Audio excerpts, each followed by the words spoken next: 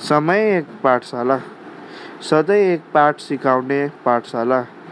कहिले असल मित्रको पहिचान सिकाउने, रुजु गराउने, कहिले असल मित्रको मनभित्रको आफूप्रतिको सोचाइ मूल्याङ्कन गराउने, असफलताको बाटोलाई सफलतासम्म डगर्याउने यो समय, राजालाई गरिब र गरिबलाई राजा बनाउने यो निष्ठुरी समय।